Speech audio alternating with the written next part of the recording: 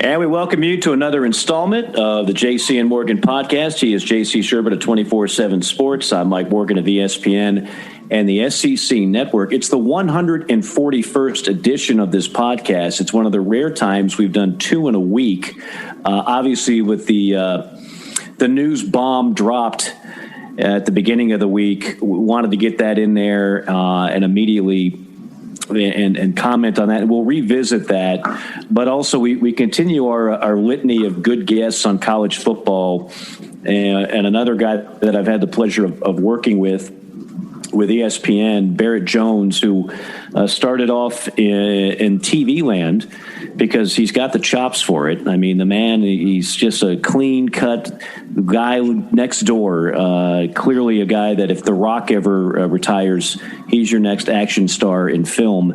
But now he's doing National Game of the Week work on ESPN Radio, so he's divorced from me, and I know he misses me every day. Barrett Jones, former All-American, national champion at Alabama. We don't have enough time to get all your accolades in. How are you, sir?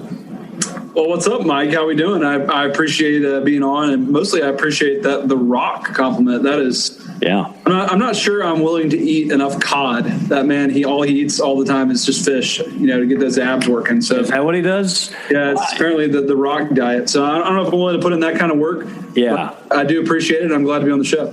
I think you'd be a better actor, quite frankly. But that's just me. I can't say that I'm a huge fan. And say hello to JC Sherbert. We're coming full circle because this guy actually covered your recruiting out of high school. So it's like, this is your life. Welcome back into the family, JC Sherbert. Yeah. JC is the only reason I even got offered by Alabama. So just I probably would have gone to MTSU if not for JC. So. Oh, come on. That was good. I think talent and footwork. I remember I got a pretty good memory. You went to the Columbia, Missouri Nike camp. It's the only time I've ever been to Como, by the way.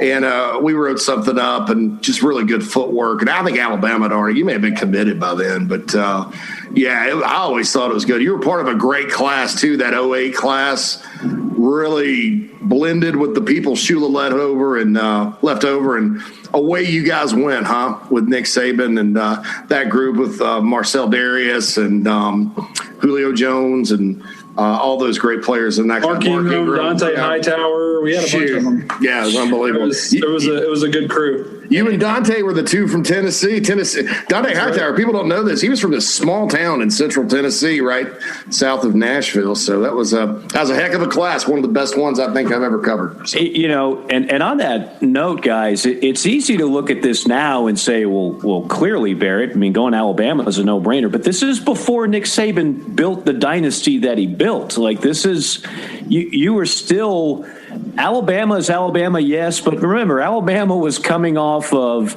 Mike Shula, Mike Price for a few weeks, Dennis Franchione, who left Alabama for A&M, Mike Dubose. I mean, it wasn't exactly like Alabama was a slam dunk for a good recruit. So what did you – two-part question.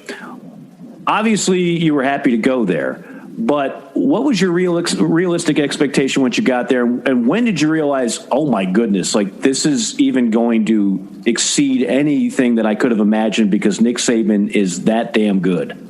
Well, it's a good question. And you're right, first of all. And I always like to remind people of that. With my junior year, Alabama went 6-7 with Mike Shula. And my senior year with Nick Saban, they went 7-6. So. And lost to Louisiana Monroe. So it wasn't like an instant success. Like I knew we were already this dominant program.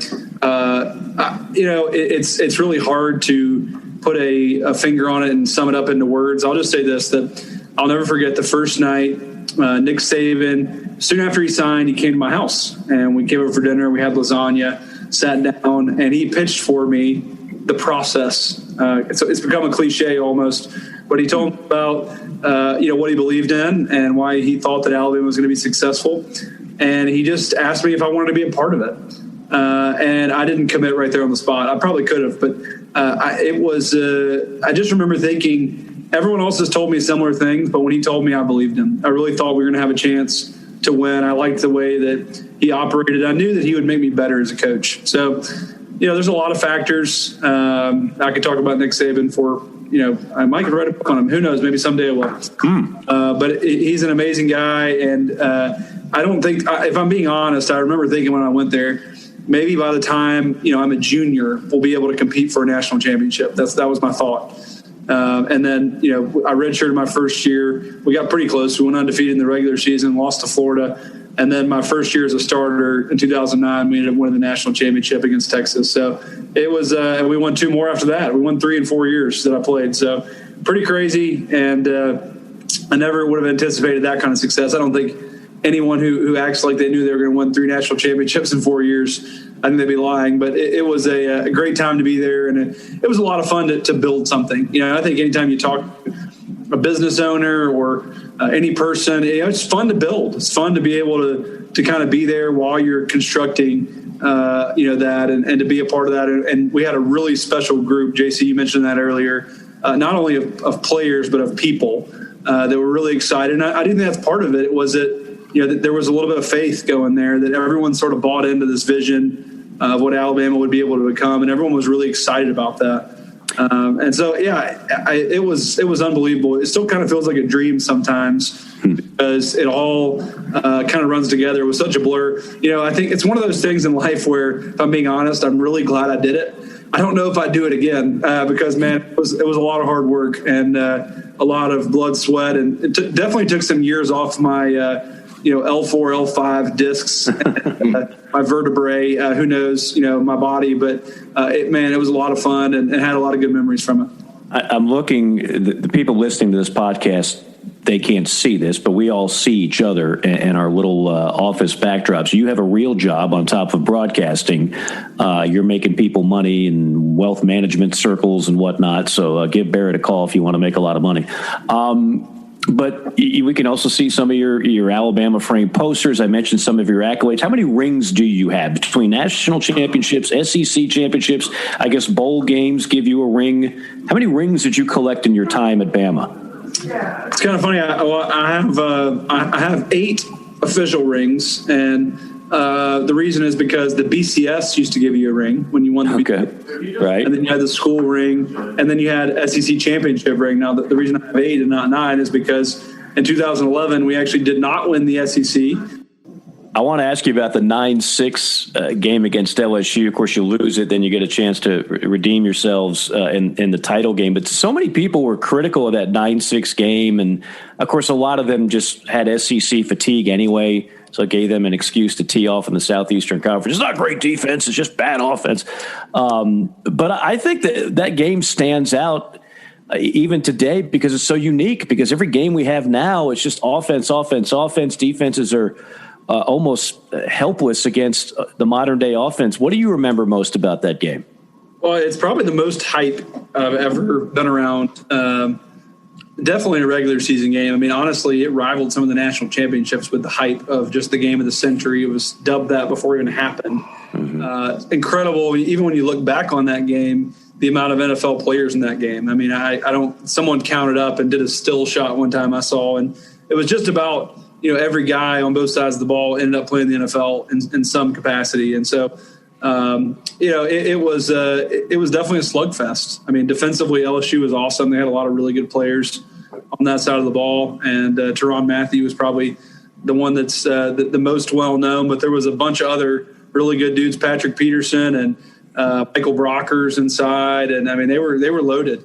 But yeah, we played really, really well between the 30s. And then we just couldn't find a way to execute down. Once we got past the 30-yard line, we made some key mistakes and we missed a lot of long field goals. So it was a fun game to play in. It was not fun to lose. I actually got a high ankle sprain in that game in the third quarter. So most of my memories past the third quarter, I stayed in the rest of the game, were pretty blurry because I was in a lot of pain and I had some medical assistance to finish.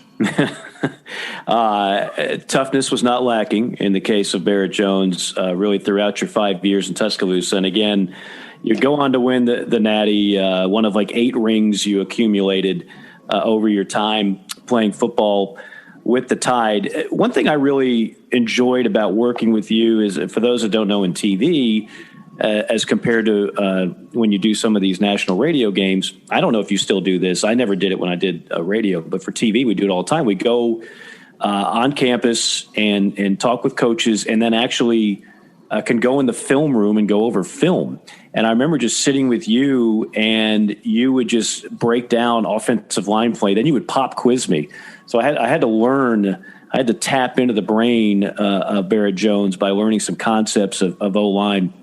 But I thought it was fascinating because, I mean, honestly, it's a position I don't pretend to know much about. And I find myself looking at certain things now that I didn't before you and I worked together. And I guess my first question out of this, how is O-line play changing? Because we know the game is changing. We know offenses are changing. The style of play is changing. How about O-line play in general compared to when you played and in 2021? Well, first of all, Mike, I'm trying to, I'm instead of giving a man a fish, I'm trying to teach a man to fish. Showing you how to break it down. I appreciate that. Yes. Inevitably lose me. It's definitely changing. First of all, I would say that the thing that's probably changing the most is not necessarily something offensive line wise, but it's just the speed of the game. Mm-hmm. And the game has changed a lot. There is probably a little less, in some ways, chess that goes down now at the line of scrimmage because of how fast everyone goes. In the old days, offensive line-wise, you kind of called a play, and then you had to make adjustments to try to make that play work based on what the defenses were lined up in. And now, everything has such an RPO attachment to it, that instead, if the play doesn't look good, the run play, then you just raise up and either throw a slant or you throw a bubble screen out to the edge. That's different. That really makes life a lot different for offensive linemen. The other one's pretty obvious, and that is that you just throw it a lot more, than you used to. It's amazing. Even when you mentioned that 9-6 game and you talk about how many 2 and 3 tight end sets we had in that game, how much football has changed since then. Mm-hmm. Defenses have changed. That's another part of why offensive line play has changed is you don't see a whole lot of 350-pound nose guards anymore. They can't keep up in those kind of offensive systems. And you really don't see a whole lot of 3-down linemen in general anymore. You see way more 4-down because everyone has 5 to 6 defensive backs on the field pretty much at all times. Mm-hmm. So it's definitely different.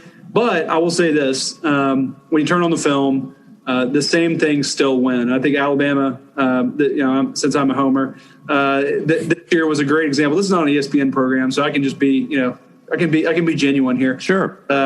They were unbelievable this year at getting movement and blowing guys off the ball. And yes, it looks different. Formationally, it's different. But there's still a lot of the same similarities of what's important. And so I think that the good teams in college football still understand that, and that there are some offenses now that don't focus as much on the run game and they almost just kind of run to set up the pass.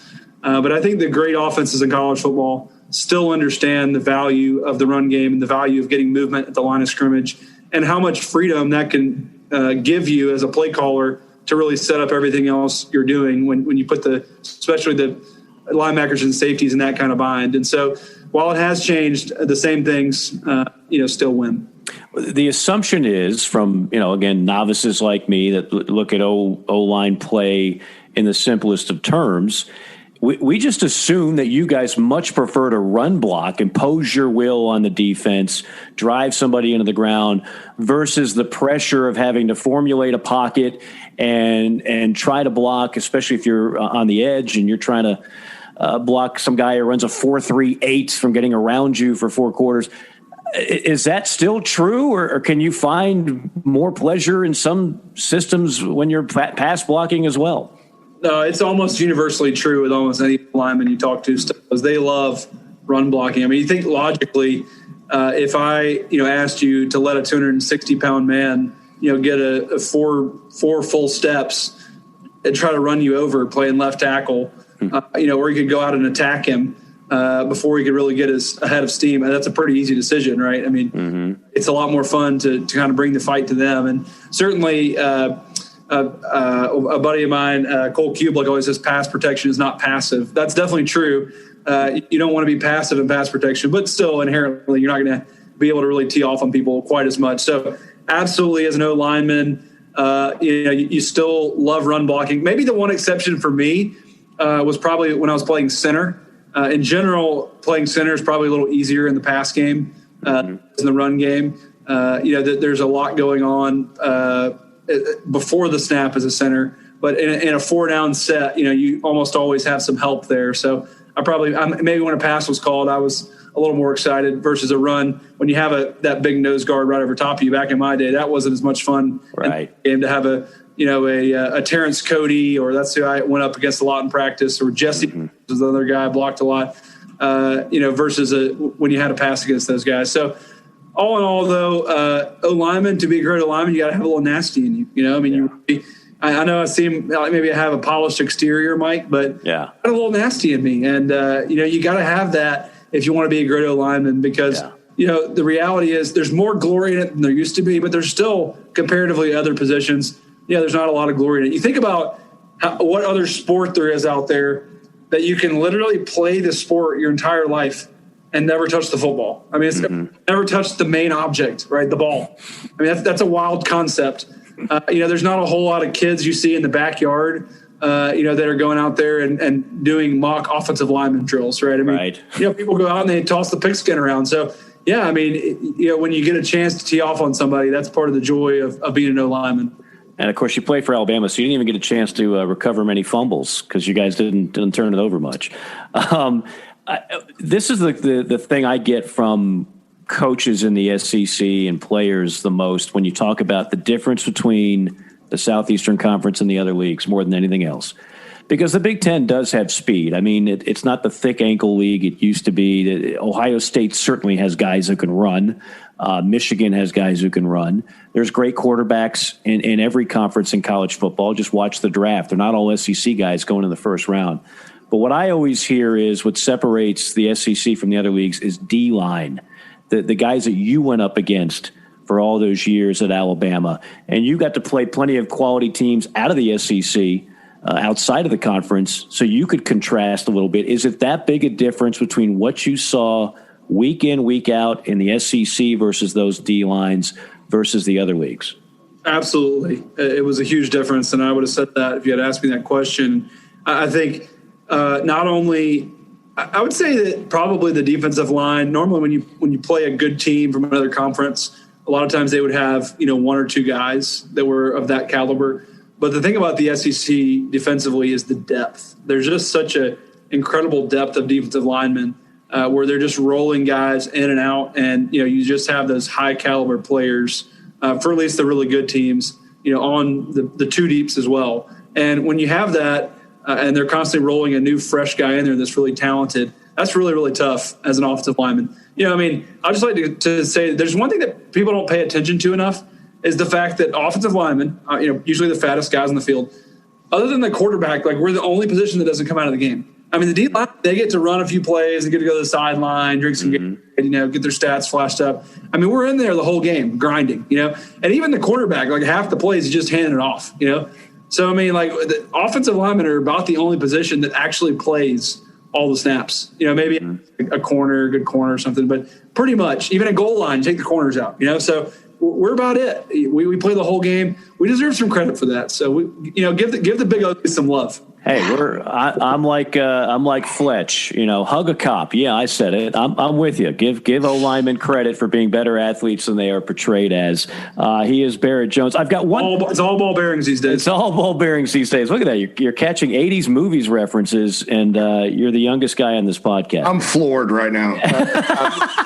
Two Fletch references in 30 seconds. This is what I miss about Barrett working in the same booth. I knew put it on the Underhills, Put it on the Underhill account. Yeah. My car just hit a water buffalo. Can I borrow a towel? One nerdy question, and then we'll get into the nit and gritty of SEC and who do you like and who's got the best line and all that good stuff. I'm admittedly, I'm kind of a football nerd when it comes to, X's and O's. Like I enjoy watching film and doing that stuff that you would break down as you were teaching me how to catch a fish. RPOs, I think you and I might have had this discussion years ago, the difference between RPOs and why they're so effective in college versus the pro game. The rule is different, right? For an offensive lineman, how many yards down the field they can go versus college versus NFL. I mean, why is that play so popular in the college game? And can we do something to maybe change it? Because it almost seems like defenses it's almost impossible to defend when you've got enough talent and you're running it the right way. I agree. It certainly has changed everything about play calling in college football. And, it's been around now for probably close to 10 years, maybe plus in some corners of the earth. But it's for the last 5, it's been everywhere. And if you're not using an RPO right now as a main core part of your offense, then you're missing out. And you're not taking full advantage of the rules. And so you're right. I need to brush up on the exact yards, but I know in the NFL, I think it's only one or 2 yards that you're able to get down the field before they call a legal man downfield. Whereas in college football, it is different. It's like 3 or 4 yards, maybe 3 to 5 yards. I need to look it up exactly, but you have more of a distance. You're able to get downfield, and essentially what they're telling offensive linemen now, or they're not telling these guys at all what the play is. They're just literally calling the run play, and they're actually just running it. And so. And furthermore, in college football, if you're engaged with a defender, you can drive them as far down the field as you want to, right? So that's what they tell guys now is, engage that linebacker quickly and continue running your feet. And even if you get 12 yards down the field, it doesn't matter because you're engaged with somebody. So it's much different. I mean, honestly, it is impossible. I mean, the only way you can try to stop it is first of all, you have to play man-to-man coverage. I mean, you have to have guys. That's why, corners, safeties, nickel corners, which is kind of a newer thing really in college football, but you have to have a starter level player that plays that extra third cornerback position are so important because, you're not going to be able to zone it up. You're not going to have to, and then you have to be able to stop the run with, 6 or 7 in the box, whatever the equal count is. You can't bring that extra guy down, or if you do, you're going to get hit with slants all day. So it's very, very tough on defenses. There's very, very few guys out there that can cover the best teams, man to man all across the board. We saw that in the national championship game, even with a team, like you said, with the speed of Ohio State. But then you go out and you're facing Devontae Smith and John Mechie, and Jalen Waddle, and you have a great offensive line and Najee Harris. Like, you can't match up man to man with all those guys. It's just impossible.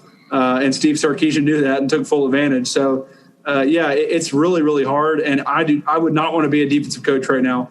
But also the standards have changed. Like, that's the bizarre thing to me is, when I was at Alabama, literally it was like the goal, I think, for the season was like averaging 13 points or less, and nobody does that now. I mean, nobody, you can't, I mean, maybe you could. It'd be very, very difficult to hold teams to 13 or less just with the way the rules are right now. And with the way the speed of the game is and the number of plays. You think naturally, you multiply just a mathematical equation. If in the old days, you ran, 50 plays or you averaged 50 plays a game and you averaged, 30 points, then, now if you're running 75 plays, you should score 1.5 times as many points. Does that make sense? Running 50% extra plays. So it definitely has changed a lot. And I would not want to be a defensive mind right now. I'm glad I'm an offensive guy. It's definitely made the game more fun. And by the way, it's on purpose. Don't think they don't know it's happening. I mean, like, they get it. It's exciting. They understand the ratings. They go back every year and they see the games people watched, and they realize that people like those 50 to 40 games. Even if football guys don't like it, general population fans like it. Ad revenue likes it, and so they say, "Hey, this isn't all bad. We have a lot more people watching these games when they're high scoring."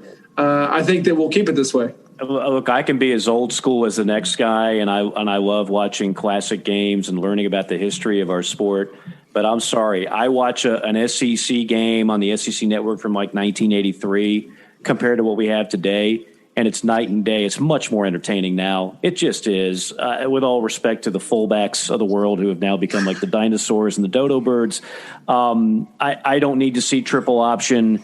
And I do want to see higher scoring games, not the first team to 14 wins. It's great when, like I said, your 9-6 game, that was an aberration, so it was refreshing. But if that was the norm, my goodness, you can't tell me the sport would be as popular. I digress. JC, fire away. All right, so a lot of our audience is based in South Carolina. And since this is still in the history books, and it is the last time Alabama lost to an SEC East team, what do you remember about that day in 2010 that you came to Williams-Brice Stadium and you guys didn't have a chance you didn't win the game? I know where he's going with this because we talked about it. I just take because we have a big chunk because Mike and I obviously have some connections to that market. And I think they'd love to hear because we don't hear about it from an Alabama perspective too much. It's, always Coach Spurrier or Marcus Lattimore, somebody talking about it. So what did you think that day at Williams-Brice? First of all, how dare you? I mean, come on. Oh, come on, man. Do you remember, Barrett, with my worst moments? Barrett didn't know this. Barrett didn't know this was coming, but we did a game at South Carolina a few years ago. Alyssa Lang was our sideline reporter, speaking of South Carolina connections. And I told our producer, let's get some what we call B-roll, some old footage of that game. So we rolled it in, and Barrett didn't know it was coming. And Barrett's like, oh, geez, thanks for bringing me back to one of my worst memories as a player, Mike. But I know you remember Sandstorm. That song has been in your head ever since, right? Literally, I wake up in a cold sweat at least once a month, in my head playing. And I'm like, oh, where's Ellis Johnson going to bring the blitz from? That was he was the defensive coordinator those days, and he had a masterful plan. He had a great plan for us. Look, they had an unbelievable day that day. Steven Garcia had the game of his life. I think any South Carolina fan would tell you that. Marcus Lattimore, you had Alshon Jeffrey. I mean, they had some good players on that team. And then defensively, they just confused us a little bit. They were moving all over the place, running around everywhere, giving us a lot of unusual looks that we'd never seen on film before. And it threw us off just enough. So, but Marcus Lattimore dominated the game. I don't know, can't remember the stats and time possession and all that, but we had a tough time getting the football away from him because he just grounded it out. And that I remember our guys saying that's the best running back we've ever faced from a different team, Marcus Lattimore, after that day. And they all were extremely complimentary of him and thought he was going to be an all-pro type dude for a long time. And I think he probably would have been if he hadn't gotten injured. So let's not forget how awesome he was. But that was a dark day. I can't remember what the streak was, but we had not lost a game in a while because all 2009 we were undefeated. And going into that game, we were 6 or 7-0 or something. Yeah, came back against Arkansas the week before out in Fayetteville. I remember watching. We did. Ryan Mallett. We had to come back and beat those guys. Look, we were getting sloppy. Like behind the scenes, it's hard. Like I said earlier, it's fun to build. It's not as fun to maintain. And behind the scenes, we got a little complacent. We had a lot of guys who had incredible years in 2009 and they were kind of sophomore type dudes, and they were going pro the next year, and they were all good guys. We just didn't have the same kind of chemistry we had in 2010. By far our most talented team I was ever on. Talented. 2010 stacked roster. I remember that team. Yeah. We're not as good as a team. And, but hey, we used it as fuel for our fire to win 2 in a row after that. So, when I wake up to Sandstorm in a cold sweat, I remind myself, hey, you won 2 more national championships after it. It's not that big of a deal. Yeah. That 2010 Bama team, they went to. I remember that was very talented. They had the Blade of Grass game in Baton Rouge and lost. And then that comeback against Auburn was obviously not a good memory either, in addition to South Carolina.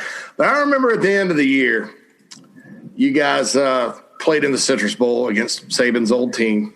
And I remember that game being like 63-7. So it was by the end of the year, the bowl game, you guys really put that. Kirk Cousins wanted no part of that day right there. That was kind of a muscle flex. I'll never forget in that game, the Citrus Bowl. First of all, by far our most fun bowl game we ever had. Like bowl games, when you play a national championship, all these other teams do all this fun stuff. Like, no, not us. We were over there grinding and having extended film sessions. Coach Sam was like, you can celebrate when you're old. Like, we're playing a national championship. But now we go to Orlando, Citrus Bowl, Michigan State. We knew we were going to kill them. We practice in the mornings and go to Disney in the afternoons. It was awesome. But I'll never forget, the only time I've ever seen it, they punted on 4th and goal. They had 1st and goal from the yard line, and they ended up punting. So that was the kind of day it was for Michigan State. And I know we're on limited time, so this will be more of a statement than a question before we get into some SEC projections. But to go back to the South Carolina game, and I know you grew up in Tennessee, and Steve Spurrier has kind of spots all over the map because he grew up in Johnson City. So a lot of Tennessee fans are familiar with him, and obviously Florida fans are, and Duke fans and South Carolina fans. But 20 years from now, you're going to look back at that game and say, I played for the greatest coach of all time and went against one of the great. For my money, those are in my era. Again, I wasn't alive for Bear Bryant. Steve Spurrier and Nick Saban are two of the best minds I've ever seen in college football, and you had a chance to play for one and go against another. That's no doubt. Pretty very different cool. Personalities. One, one played a lot more golf than the other. Yeah, that is for certain. Nick does smile, I'm told. He does, but it's just only he smiles one time a day. Right. As soon as it's during practice every day. Once the media leaves. That's all right. I know we got limited time, so I'm going to give you quick hitters. Who wins the SEC? Get the homer out. Just Alabama until further notice. I mean, look. You could say Georgia. I'm not totally sold on JT Daniels as much as maybe some are. Mm-hmm. I think he's got a chance to be really good. Right. I'm just not sure I've seen enough to kind of crown him as the guy. And like Alabama's got a ton of talent come back, especially on defense. I think Alabama's the best defense in the country. Maybe more of a defensive team this year, relatively in this modern era. But look, it's just hard to pick against them right now because I still think it's smaller, but there's still a decent talent gap there, in my opinion, with Alabama and the other teams. All right, so Alabama in the West, Georgia in the East. Alabama wins the SEC. Chalk per usual. Sorry, I wish I could say something cool. No, look, sexy. I say this all the time on the podcast. Like, college football has become insanely predictable. We love it, but let's face it, at the top, it's become a little stale, which is why all this change that's coming down the pike, I think, is actually going to be a good thing for college football. 3 years from now, who do you think will be the biggest challenge to Alabama in the West? Is it A&M? Is it LSU? Is it Auburn? Yeah, I'm going to say A&M. Now, I've been saying that for a while before, everything that's going on now. It might be Oklahoma or Texas. Yeah. Because this is a side. I think that Texas and Oklahoma will play SEC games in 2022. I don't buy do too. 5 thing. I don't know. I get that's when the contract ends, but this whole thing's going to blow up and they'll be playing games next year. So I think it's all about the change. But still, A&M, look, the amount of money, the facilities, I think it's a big deal. Jimbo Fisher, he's still a good coach. He's one of the only few. By the way, if you ever want a good trivia question, ask someone who the active coaches are that have won national championships. There's not very many. There's not as many. And Jimbo Fisher is one of them. Mm-hmm. And so, I'm going to go with them. I think they're a quarterback away last year from being a true threat to Alabama. They had a really good roster a season ago. Yeah, I think Haynes King has a higher ceiling than Kellen Mond, quite frankly, ever did. Top offensive line this year in the SEC. Now, this is where I've heard some diversity of opinion. You could go Kentucky, who's building a reputation there. You could go A&M, even though they lost a lot of starters. Some people believe Kenyon Green might be the best offensive lineman in the league. You could go maybe Georgia.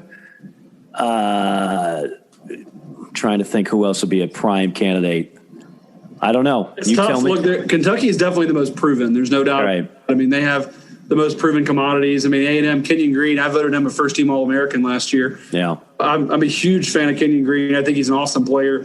Can't wait to see what he's capable of. But they did lose a lot. Sure.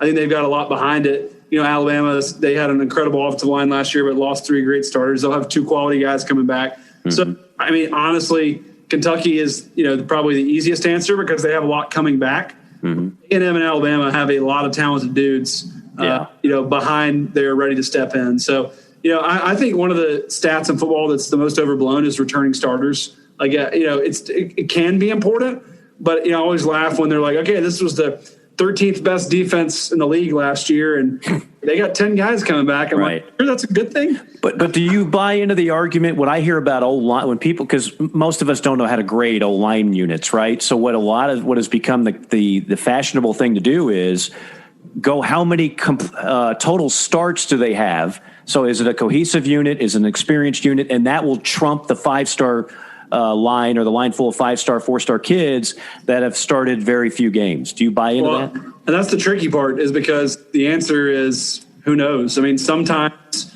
it is true that the most talented offensive line is the best unit. And other times it's not the truth. That you have I've seen some super talented units that were not great offensive lines. So it's kind of both. And right. You have talented guys, and you have to mesh well as a group. And also the reality, especially with the top teams and with the way football is now in the offseason, it really doesn't matter who the best offensive line is going into the season. All that matters is who the best offensive line is at the end of the season. And a lot of times those are very different answers, because you're right. Sometimes the experience does play a part early on. By the end of the year, the way those guys have grown and meshed as a unit, there's a lot of variation there. Yeah, I think Kentucky is the example of that. While they have had guys drafted, they're not chock full of first-round picks, but they always seem to have a group that's been together for a while. Barrett, I'm sad to say we're not together for a while. We had a nice 2 years in the TV booth, and you were kind enough to take time here.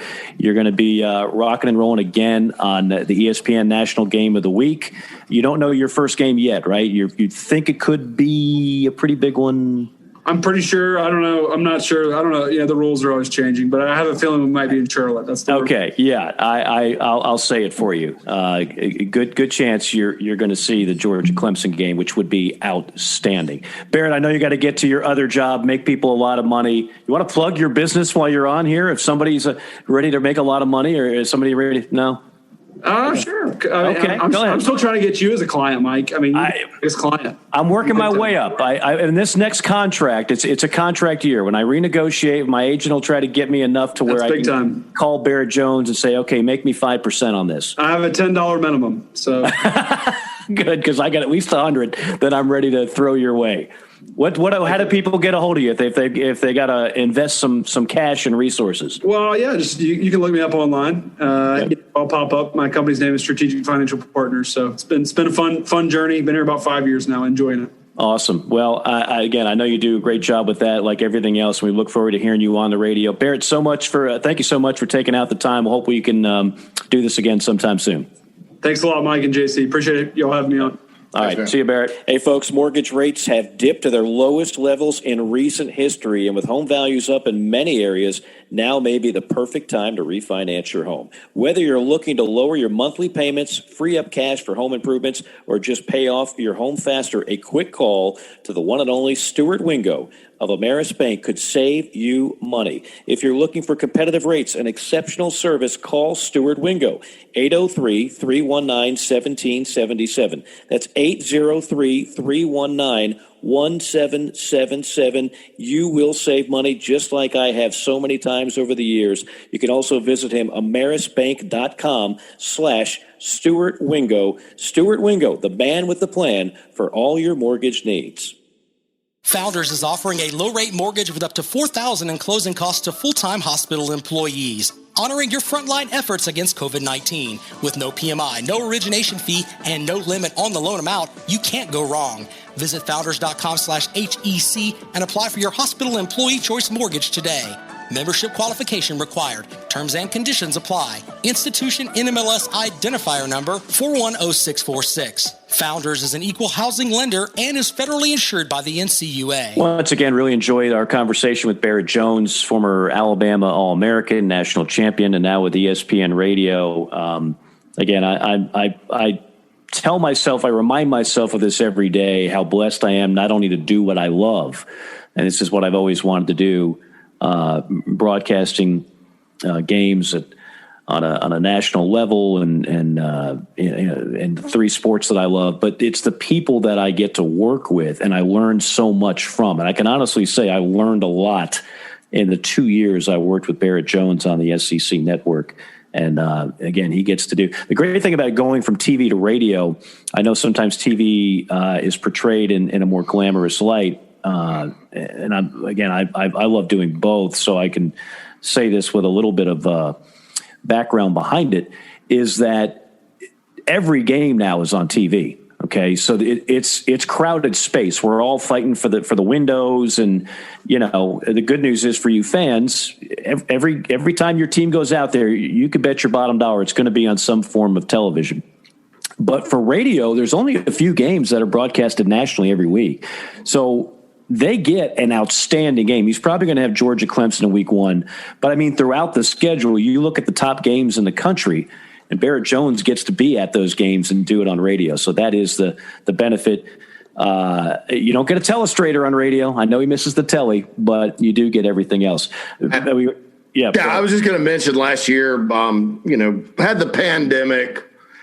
Everybody started at different times, and I was actually having a tailgate in the front yard, nice. Usually in the back. Yeah. But Notre Dame was playing, and I cranked up the truck.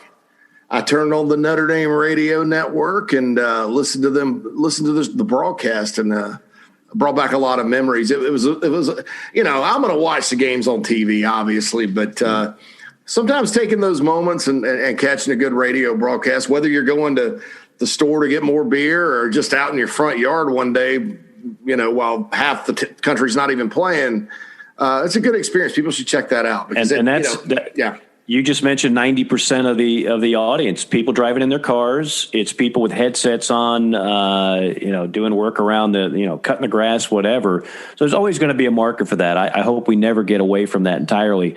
And the skill level, again, the play-by-play guy talks more because you got to paint the picture on radio. The analyst has to talk less. So you've got to be really efficient because we tell our guys, if you're doing a game on radio, the moment they break the huddle, if they have a huddle, you got to be out. And then if they're running tempo, you really got to be quick because you got to let the play-by-play guys set up the play just a little bit before the snap happens.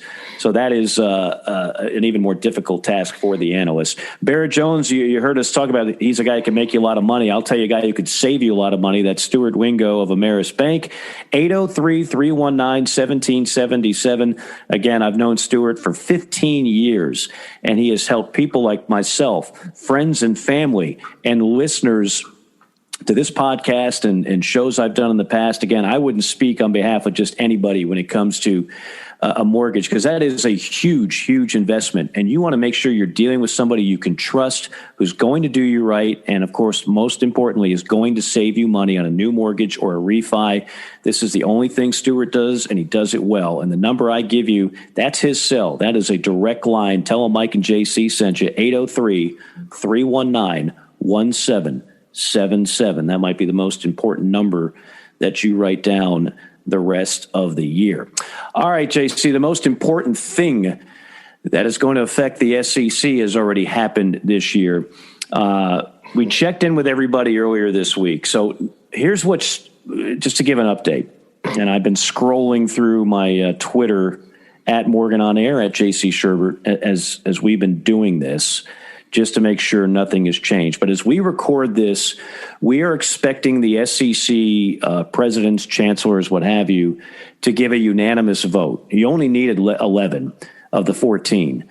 But Texas A&M, the one school that you would think would have an issue with adding Texas for obvious reasons, it sounds like they know the deal. They're not going to win out on this. Why cast a vote of dispersion, if that's the right word? Why not just go ahead and play ball here? So it looks like it's going to be 14-0. If maybe there's a dissenting vote somewhere else. That's the word I was meaning to use, dissension, not dispersion. But if there's a vote of dissension, maybe it comes from somewhere I'm not thinking of, JC, but even if they did, it's 13-1 instead of 4. It doesn't matter. It's happening, folks. This is happening. And as Barrett mentioned, I believe it's happening sooner rather than later.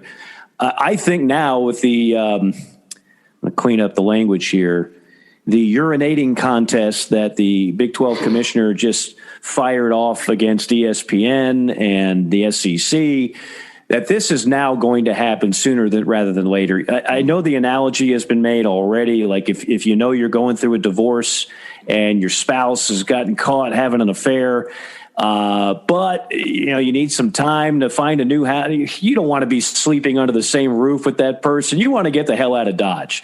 How in the world could you have 3-4 years of Oklahoma and Texas in the Big 12? The Big 12 could try to hold their feet to the fire out of spite. But there's going to be a negotiation, I have to believe. And then, of course, now you've got a situation. We knew this would happen. This is going to open up the Pandora's box where everybody is playing defense on one end and offense on the other. So the American sees opportunity. The Big 12 schools see insecurity. The Big 10, the Pac-12, the ACC everybody's in play. The only conference that's going to be able to sleep well here pretty soon is the SEC. Everybody else is on, to use one of our old terms from the hit classic cult movie War Games, they're all on DEFCON 1. Yeah, no doubt about it. And ESPN, I know, there's some national media people out there that don't really like the SEC, and a couple of them just don't really like the South, in my opinion. And some of them went to schools that are not in the SEC, and that shines through sometimes. But it was funny yesterday, when the Big 12 sent that letter and it got public, and everybody's like, oh gosh, shots fired. Oh my God, send some lawyer. Oh, they're going to get it now. And I'm sitting here thinking logically, Mike, look, so let's just say by chance, we're playing a game of who has probably got their ducks in a row. All right.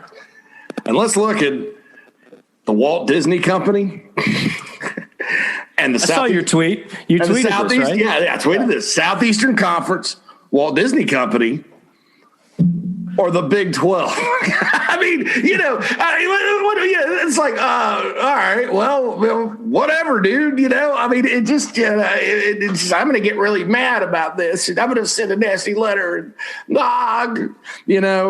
There's nothing they can do. Not a thing. I would be, now look, I say that. I don't know that for sure.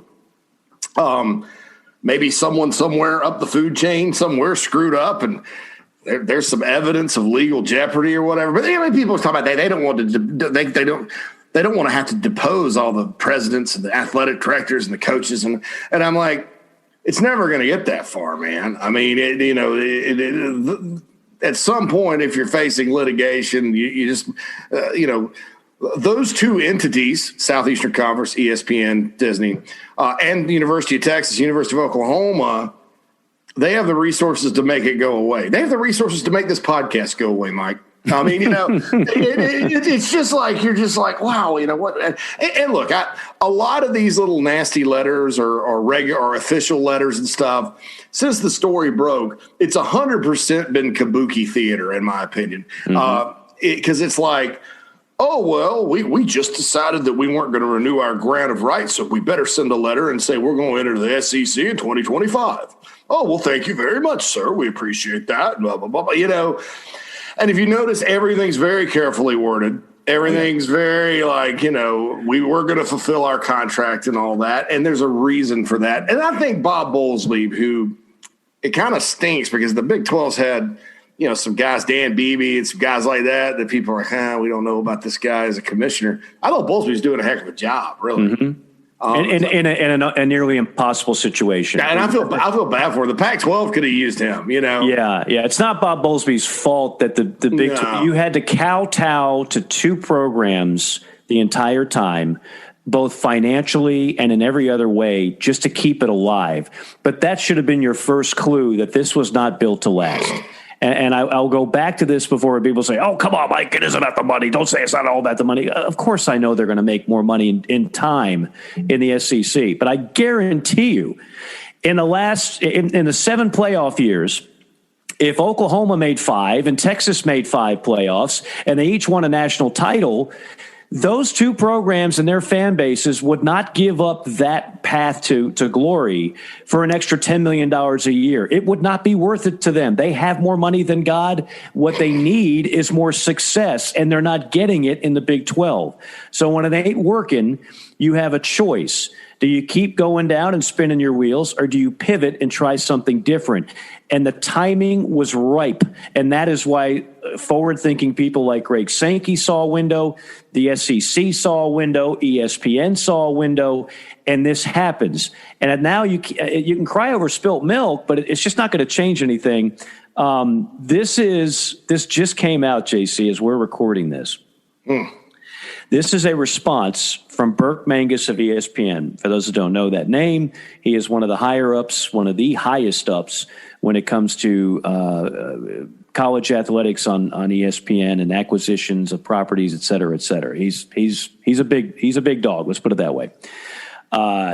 It's addressed to Robert Bowlesby, Commissioner, Big 12 Conference. Dear Bob, this responds to your letter dated July 28th, 2021. The accusations you have made are entirely without merit. Apart from a single vague allegation that ESPN has been, quote, actively engaged in discussions with at least one other unnamed conference which ESPN disputes, your letter consists of entirely unsubstantiated speculation and legal conclusions. To be clear, ESPN has engaged in no wrongful conduct, and there is nothing to, quote, cease and desist. We trust this will put the matter to rest. ESPN reserves all rights and remedies in connection with this matter. Wow. I mean, to use your term, kabuki theater, that's cutting to the chase. That's straight up. That's straight up. Let me just tell you something right now. I'm not playing a game of semantics with you. You just fired a salvo. Here's what we got back. You've lost your two premier properties, and other schools are going to be looking to jump as well. Deal with it. Yeah, I mean, and I'm ESPN and all that. I'm kind of feeling the same way. I'm like, all right, fine. You want to mess with us? We are never going to deal with the Big 12 as an entity again. And then mass panic, unless Fox steps in and says, Dave, but you got to talk about value and stuff like that, and so then schools are going to start to think, oh my God, what's going to happen? Oh my God, ESPN's mad. Oh my God, and so then, well, who are they not mad at? The American. Hey, let's go there. Let's go there. All right, good. That's a good idea. Let's go there. All right. How cool would it be many, many years after Baylor and Texas Tech and Oklahoma State and, all those schools left poor SMU in the dust, in Houston? They wouldn't let Houston in, and they wouldn't expand and all. Now they've got to come, helmets in hand and join the American Conference, which I think would be a heck of a conference, just to be honest. I mean, because at that point, the American's no longer the American. The American is a Power 5 league, and the Big 12 ceases to exist. Everything that Mike Oresco has been telling people, and I give Mike Oresco credit because he's nothing if he's not consistent. He's been banging the drum. It's a Power 6, and we are the 6, but we all know better. I mean, there's a line of demarcation between Power 5 and the Group 5. But if he's able to pull this off and basically remove the Big 12 as we know it from the map, then they are Power 5. Then they have that seat at the table. And they already have major markets. If you just added a few more programs, and you've got a great contract in place with ESPN, so you already have a TV deal, unlike all the other Group 5 conferences that just kind of, they scramble to get on TV or Facebook or anything else they can do. The Americans already got the best package of any Group 5 by far when it comes to media rights. So I would give anything to be a fly on the wall to Mike Oresco's phone, Bob Bowlesby's phone, West Virginia's phone, the Texas schools remaining in the Big 12's phone, some of the California schools in the Pac-12's phone, Notre Dame's phone. I mean, as you and I are just kind of sitting and rapping back and forth very casually about all this, it is frantic. It is fire drill type stuff going on for so many people in power right now in college football. You can't even imagine. And we're all just waiting on pins and needles to see what is the next shoe that's going to drop. Yeah, look, you're right. The markets for the American are big. Orlando, Cincinnati, Tampa, Memphis, Houston, Philadelphia, New Orleans. But it's also not a situation like we had with Conference USA a few years ago, and a conference that like stretches from what was it, Las Cruces, New Mexico, to down in Boca Raton. I mean, it still is basically the eastern part of the country. I want you to consider this, though, Mike, and I sort of think Kansas is going to end up in the Big Ten, and I sort of think that West Virginia, the ACC, will do the right thing and invite them. And I think Iowa State will probably end up in the Big Ten, too. That said, let's play a what-if game and say that, Kansas and Kansas State join, the rest of the Texas schools and come into this league. Football is going to be Power 5 again. There's not a dominant program, but there's a lot of good programs with potential, and programs that have been there. Think about this basketball conference, though, man. You're going to have Memphis. You're going to have Houston, who was in the Final Four last year. You're going to have Baylor, the national champions. You're going to have Texas Tech, the runner-up 2 years ago. You're going to have Cincinnati. You're going to have Temple, who, has been solid over the years. You're going to have Wichita State. You're going to have Oklahoma State. And you're going to have Kansas State. That's a heck of a basketball league, in my opinion. I think the American, in a lot of ways, already is a good basketball league. But you're talking about adding Kansas and the national champs and the national runners-up to your league. That may be the third or fourth best basketball league in the country. So I wouldn't mind seeing it happen. I like Mike Oresco. I didn't like Central Florida claiming a football national title, but I like Mike Oresco. Yeah, that got old in a hurry. And I'll add this before expansion, and we'll get to NIL real quick. Everybody's talking about the ACC, right? Notre Dame. And I think it's pretty clear they're going to go to Notre Dame, and you may end up with a situation like you had in the Big 12 where Notre Dame gets to call a shot, keep its TV money, all this good stuff. I don't know if it'll happen or not. I think Notre Dame's still kind of holding out there. There's no compelling reason for them to really get a football conference. So if Notre Dame says no, here's what I'm doing. I'm like, okay, this deal, the TV deal for all sports is up in 2036. In 2036, you got to go join the Big East, and every other sport you're out. Bye. Okay. So, bye. That's it. I'd end the relationship. It's like the guy that waits on the girl that waits on the guy to marry her, all this, the whole like, nah, oh my God. And then finally one day she puts his stuff out on the lawn and he's out. So that would be my thing with Notre Dame. All right, you're in or you're out. And then I'm still going to invite West Virginia. And then I'm going to go make a shrewd move, Mike. I'm inviting Central Florida to the ACC, and I'm going to tell you what. It's a commuter school, but it is the largest school student body-wise with all the commuters and online people, 72,000 students, brand new football stadium. Unlike some commuter schools, they do have a passionate fan base. It is a new fan base. It's a young fan base. They're in a good TV market. You have to think if you move them into a big-time conference, it's going to get in their blood. And over time, this is the long game.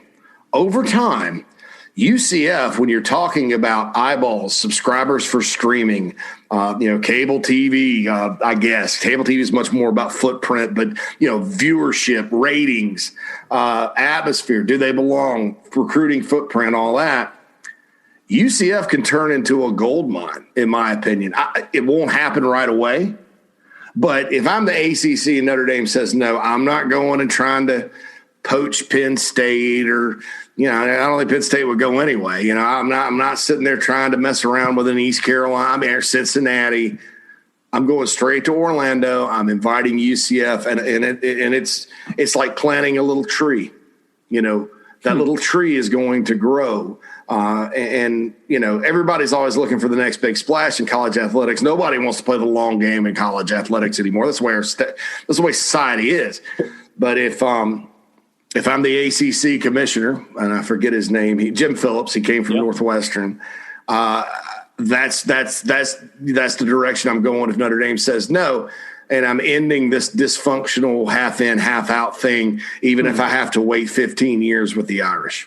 What about West Virginia? Did you mention getting them? You got 14 teams for football. You're going to have to get an even number. I think West Virginia should be in regardless.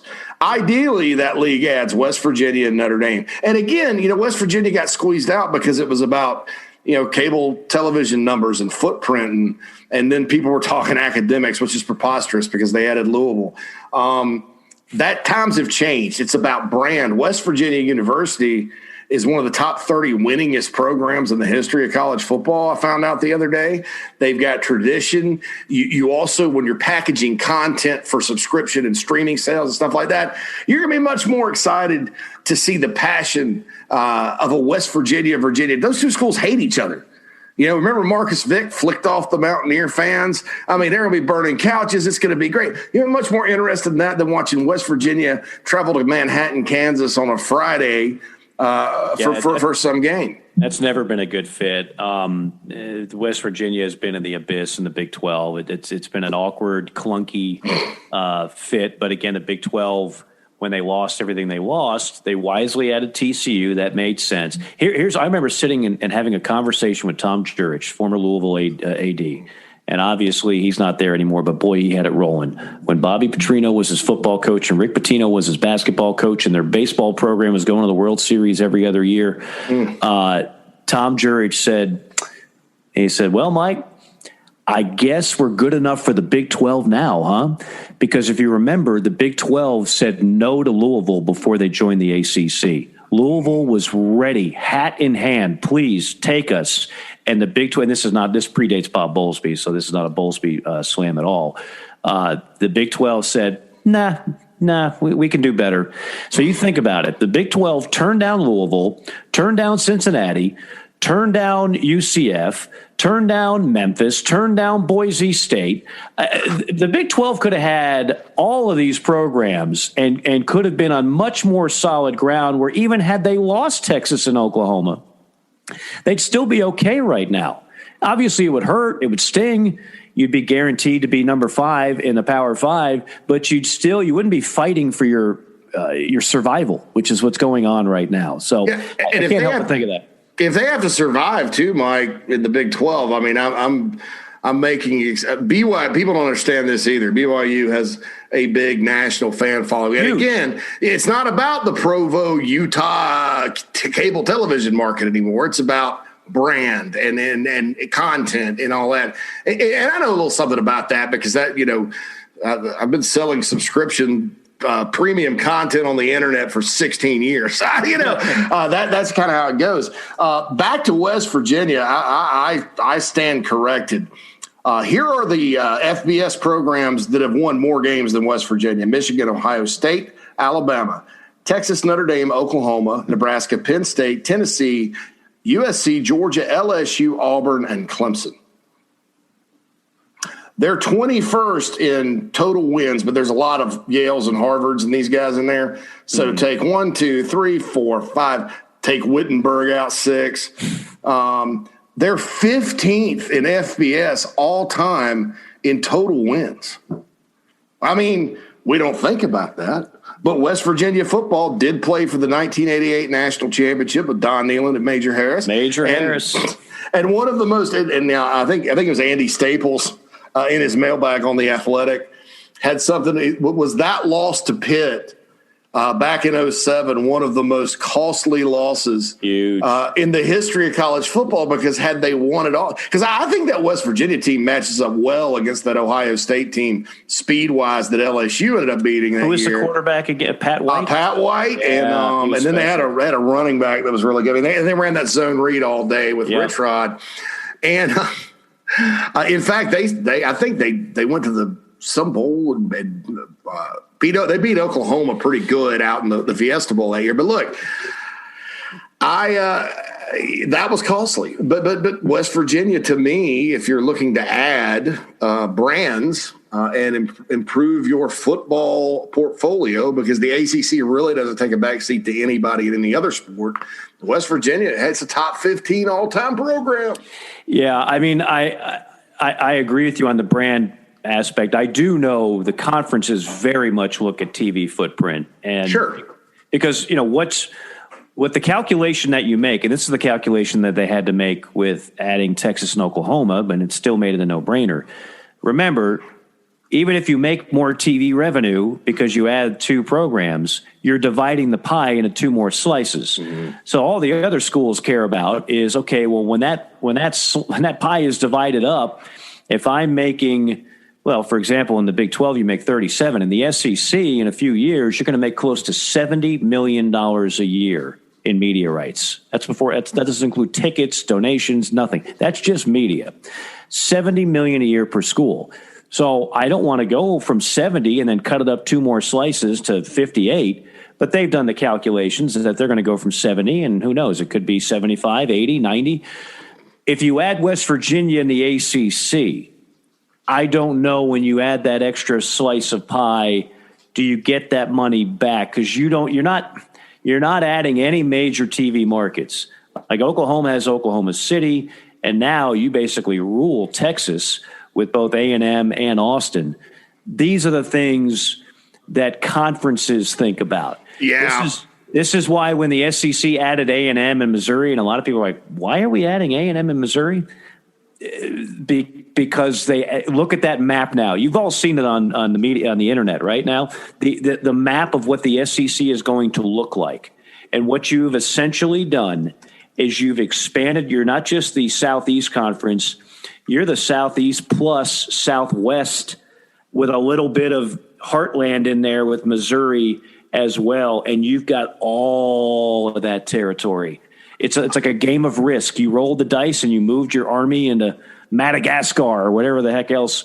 You played Risk as a kid, right? Sure, yeah. Pieces of plastic and it's global domination. Now, to that point, I got to just say this. I know we're running short on time. There's a lot of stuff out there that I don't think is remotely true. First of all, I don't think this destroys college football. There's a lot of people waxing poetic, and many of these people already hated the SEC, right? And some of them hate college football. Well, that too. They'll wax poetic about European League soccer and then talk about college football being exploitive and all. Right, exactly. The same people that told you college football, they were very sanctimonious, telling you it shouldn't be played during a pandemic. And I refuse to believe it's going to work. And you watch, it's going to fail. Well, it went off pretty well. 69 out of 71 SEC games played. National championship playoff, SEC championship, conference championship games went off without a hitch. So much for that whole diatribe that you guys were forced to read and listen to throughout much of the offseason last year. I don't think that this is. It's not turning into the NFL overnight. I don't believe all these conferences are going to merge with, even Jay Bill has said the ACC should pick up the phone and call the SEC to merge. My guess here, the SEC, if they picked up the phone and got that phone call, would say, thank you, but no thank you. But Carolina plays Clemson and Florida plays Florida State. Guess what? They're still going to play, but they're not going to do so within the same conference. The ACC and the SEC are not merging anytime soon. I don't believe that at all. Could the Big 12, Pac-12, could the Pac-12, Big 10, could the American Big 12, all that's in play. I don't think the SEC, ACC is in play. I don't think we're just now going to take, completely, this is the NFL model and we're going to have 16 teams in the playoff. They're only going to have 32 teams competing. And pump the brakes on the sky is falling talk. That hasn't happened, and that is not on the precipice of happening. All this is the SEC, the most dominating league, getting a little more dominating, and other leagues are going to have to adjust accordingly. And the Big 12 obviously is in trouble. That's where we are. Some of this other stuff is overly. One last point. Nobody had this story except for the gentleman. Was it the Houston Chronicle, JC? Yes. Yeah. Anybody who says they knew this was coming, but they were just sitting on the story, you lie. There are a lot of tremendous reporters out there. They had no idea this was coming. This is the brilliance of Greg Sankey and the people that orchestrated this deal, because they somehow kept it very, very secret. And we were all floored by the news. If we're being honest, we were all floored. We've all heard rumors and speculation. Nobody knew this was going to happen. Okay. So that being said, now that it has happened, you don't need to say, okay, well, I missed out on that story. Well, therefore, I'm going to project this is going to happen. I'll be the first one to get that. I see a lot of that. I see a lot of personal redemption. I didn't break this story, but I'm going to be the first one to throw my crazy whacked out theory that this is going to happen in college football, and I'll be able to put my name to it. It's not going to be that dramatic. It's going to change, like everything else in college sports is changing right now with NIL and everything else. expanded playoff, but it's that we're not going to lose everything that was good with college football just because Texas and Oklahoma are going to the SEC. That is a gross overstatement. I'm sorry. Is it going to be different? Yes. Might your team find things more challenging? Yes. But we're not ruining college football with these two transactions. I'll leave the floor with that. JC, I know you have a final thought on NIL. Yeah, I think it is. I think, a couple of things with the portal and NIL and all that. First and foremost, there are, and I'll go back to the super conference thing. I will say this. There is a scenario out there. If Mark Schlabach hadn't quoted somebody that said it, I would lend no credence to it. But Mark's got some sources, and I believe he talks to some people that know. And his source mentioned they may go to a 32-team Super League, sort of like the NFL, and break off from everything else. I think if that happens, it could kill college football. And I was talking to Josh Pate, my friend, yesterday. It's going to kill it for a lot of people. And Josh was like, what happened to being 6-3 and you're playing your border rival and you're jacked on Saturday because it's a huge game and there's and it's now all about who's in the 14 playoff, all that. Part of what made college football special was the fact that, hey, we're not going to win the national championship, but, we can win 8. That's a good year, go to a bowl or whatever. All right, so that would be bad, but I digress. Part of this NIL thing people are saying, and there's been a lot of anecdotal stories because, again, the national sports media, college football media, they love this because it kind of reinforces their narrative when they go and say things like, this kid's getting 7 figures, oh, my God, and all this other stuff, which is in turn pushes this thing where, okay, college football teams are going to be full of millionaires. That's completely untrue. Completely untrue. No booster in the country, I don't care if they're billionaires, is going to sit there and fork out, or a group of boosters, $85 million a year for a college football team to have players. And if they do, it's going to blow up in their face. So that's not going to happen. So people are scared and concerned, especially even programs like Clemson that are, class of college football right now. It's a smaller fan base. Clemson does not have the sheer number of fans that, say, a Texas does, or an Ohio State, or a Notre Dame. So there's some concern that people are just going to be straight up buying players with these NIL deals. I don't think that's the case. And I think, too, people are freaking out a little bit because, you see a 5-star quarterback going to Ohio State that already has, before he enrolls, a 7-figure deal. And you're like, whoa, a guy at Alabama who hadn't really taken many snaps, 7-figure deal. And you start thinking, they're just going to buy up all the 5-stars. Well, let me tell you this. You got to play a little money ball here, right? Number one, there's 32 5-stars a year. They bust right now at 40%. You start making these guys millionaires at 17 or 18 years old. Here's reality. This is not Xbox, Mike. This is real life. Football is a violent, tough, physically taxing, potentially for a long time, we just heard Barrett Jones talk about it, game, right? A lot of these guys are chasing NFL dollars, education, whatever. So you get to college, you're a millionaire already. What is your incentive to put your body through it? Some guys are going to want to do it just because they love the game, but not everybody's wired that way. Not all players are wired that way. So that bust rate's going to go to 60, 70% with those 32 that the big boys are doing it. And there's really, honest to God, who's worth $1 million? I've covered recruiting 16 years. Adrian Peterson was worth that to sign him. I think Nick Chubb, Torrey Gurley, some of those backs, Todd Gurley, some of those backs Georgia signed. Of course, Todd Gurley wasn't the highest rated back in that class. Joe Devian Clowney was worth that for South Carolina. I think if you're talking about South Carolina, Marcus Lattimore was worth that. If you look at, he was worth 2 more wins in an SEC East title. So that's invaluable. Marcus Lattimore was. We just talked about that. Trevor Lawrence is worth that. Okay. Deshaun Watson was worth that. Tim Tebow probably was Vince worth Young. that. Vince Young absolutely was worth that. Reggie Bush. And poor, they won't give poor Reggie his Heisman back now. Crazy. But, the guys like that. But if you look at the normal average recruiting year, a lot of times, Mike, your number one players are guys like, Byron Cowart, Jimmy Clausen. Myles Garrett, I think, was a number one pick and a number one player. Was Myles Garrett worth $1 million to A&M to sign? I don't think so, even though he was great.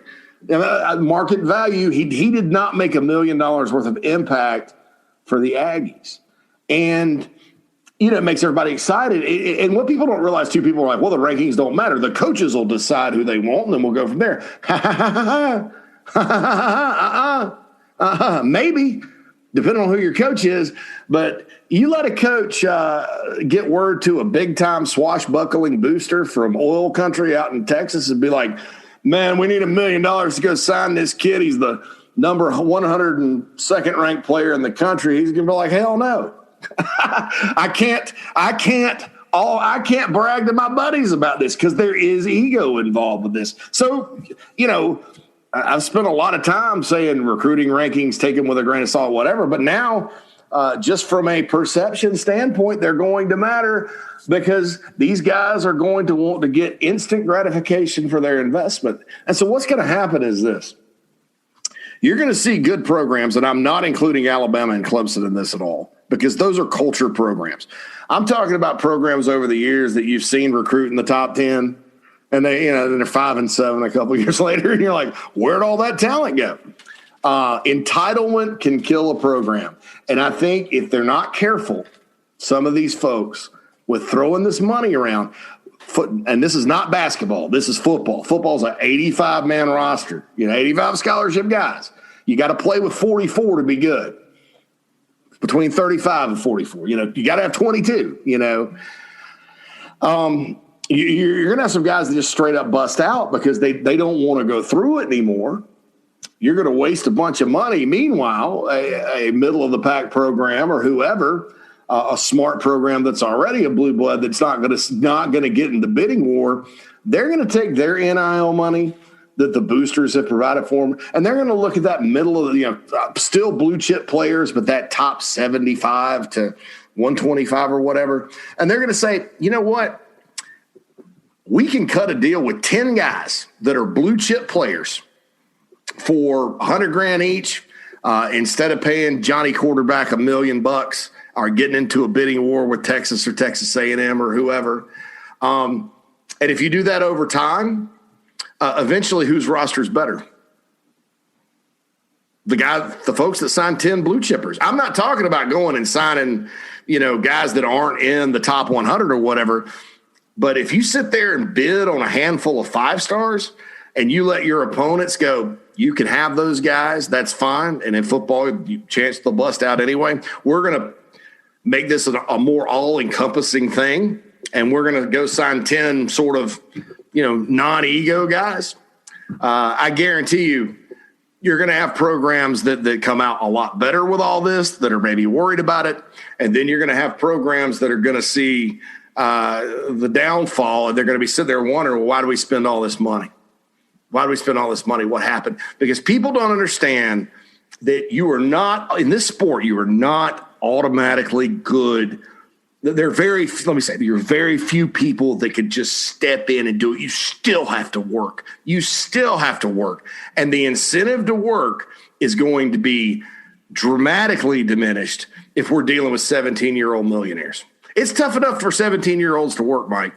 17-year-old millionaires, that's a totally different story. So I just wanted to say that for people out there that are concerned that like a handful of programs are going to start buying guys, and they may.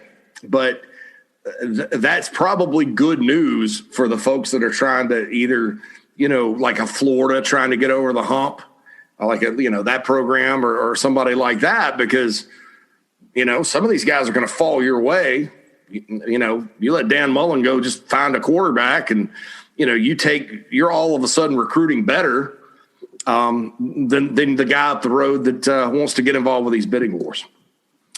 It's very interesting, the creativity of the deals already. You've got a trading card company, which when you think about it, it's like, yeah, we could have done this a long time ago. Of course, the video game, the college football video game, that should have been done years ago. Some of these are just so simple that you're like, why couldn't we have just done this a while ago?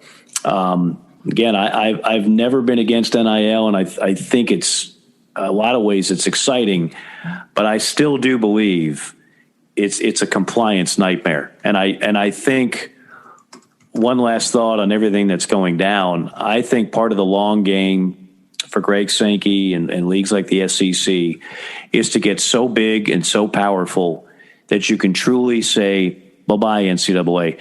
You left us with a big pile of you-know-what at the front door because you did nothing other than file a frivolous lawsuit to stop NIL. Meanwhile, because you wasted the Supreme Court's time with it, I think they almost overreached to try to pave the way for true pay-for-play, which is that we're one lawsuit away from possibly getting there, where schools can pay guys a salary.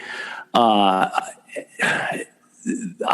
think you're getting to the point where the NCAA is going to be null and void in big-time college athletics, and conferences are going to find their own governing bodies to provide discipline and sanctions and their own investigational units. Obviously the money is there where they can do that in-house.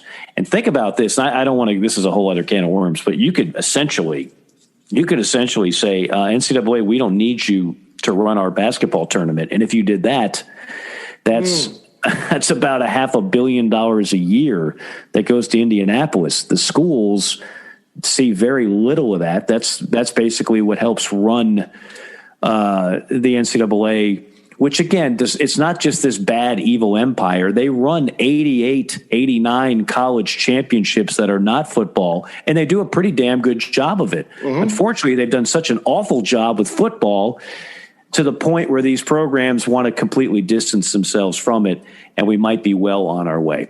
We are well on our way to wrapping this up. Again, our thanks to Barrett Jones and everybody for tuning in. This is a good time since we're going to be gone next week. JC's got some vacation. He's going to be surfing, hand gliding, jumping out of airplanes, the typical MacGyver type stuff that we're used to seeing JC do. Yes. Kind of think of Point Break. Think of Keanu Reeves in Point Break. That's JC Swayze, on vacation. Dude. Okay, more Swayze. The late Pat Swayze. The late great. One of my favorite movie characters of all time is Bodie from Point Break. And in fact, my brother named his daughter Bodie. So how about that? That's how much the Sherbert family really enjoys and appreciates that. And I think we all collectively, the Sherberts, decided to, collectively barf when they made a remake. That and Red Dawn, another Patrick Swayze movie. Well, you're forgetting the best, which is why my next dog will likely be named Dalton, and I'm talking Roadhouse. Oh, Pain don't hurt. Pain don't hurt. Wesley! That is just, as I've said, there ought to be a category, the best 2-star movies of all time, and Roadhouse, it leads the way. I'm not sitting here and telling you that this is Citizen Kane. I'm not telling you it's The Godfather. I'm not telling you this is great cinematic art, but damn it, it works. Swayze, a cooler, redneck bars in the Midwest, and an evil guy trying to run the entire town, and Sam Elliott to boot. Come on. That's the best 2-star movie of all time, Roadhouse. Absolutely. No question about it. But how do people listen to this podcast when they're not watching Roadhouse and Point Break on their DVDs? Well, I wanted to let people know that those of you that like audio books, I don't know how many people do here in sports or whatever. But I know we have some truckers that listen to this, and truckers sometimes. So anyway, the point about that, Eastbound and Down. We are on Audible now, which is the Amazon Books on Tape app, right? So that's another venue where you can check it. Go on Audible, rate us 5 stars. Also, iHeartRadio, iTunes / Apple Pods, Google Play, Spotify, all those places. Anywhere you find podcasts, you can find. You can pull yourself up to the bar and have yourself a JC and Morgan. There we go. I love it. Podcast number 100. 141 is in the books. JC, enjoy your vacay. And we'll be back in about a week and a half or so for another installment. Who knows what big landmine story will go off in that interim, but we'll talk about it next time. For JC Sherbert, Mike Morgan saying so long for now. Enjoy the rest of your week.